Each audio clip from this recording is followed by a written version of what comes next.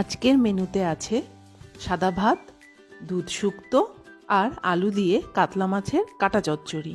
তো এখান থেকে আজকে আমি এই কাতলা মাছের কাটা চচ্চড়ির রেসিপিটি তোমাদের সঙ্গে শেয়ার করতে চলেছি। প্রথমেই আমি কড়াতে তেল গরম করে নিয়ে তার মধ্যে একটু গোটা গরম মশলা ফোড়ন দিয়ে শুকনো লঙ্কা তেজপাতা দিয়ে আলুটাকে এর মধ্যে দিয়ে নুন হলুদ দিয়ে ভাজা ভাজা করে নেব। তার মধ্যে যে মশলাটা আমি ঢেলে দিলাম সেটা আমি আগে থেকে একটা পাত্রে দুটো টমেটো, একটা পেঁয়াজ, একটু রসুন, একটু আদা জলে ফুটিয়ে নিয়ে জলটা ঝরিয়ে পেস্ট করে নিয়েছিলাম, সেটাকে দিয়ে দিলাম। এর মধ্যে একে একে গুঁড়ো মশলাগুলো দিয়ে দেবো, নুন, হলুদ, চিনি, লঙ্কার গুঁড়ো, ধনে গুঁড়ো, জিরে গুঁড়ো দিয়ে এটাকে ভালো করে কষাতে থাকবো। ততক্ষণ কষাবো যতক্ষণ এটার থেকে তেল না ছেড়ে দেয়।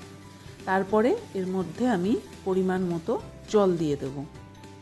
জল দেওয়ার পরে আমি আগে থেকে কাতলা মাছের ওই কাটাগুলো ভেজে রেখেছিলাম, সেগুলো আমি এর মধ্যে এক এক করে দিয়ে ভালো করে নাড়াচাড়া করে ঢাকা দিয়ে দেবো। তারপরে ঢাকা খুলে এর মধ্যে একটু ঘি আর গরম মশলা দিলেই তৈরি আমার কাতলা মাছের কাটা চচ্চড়ি।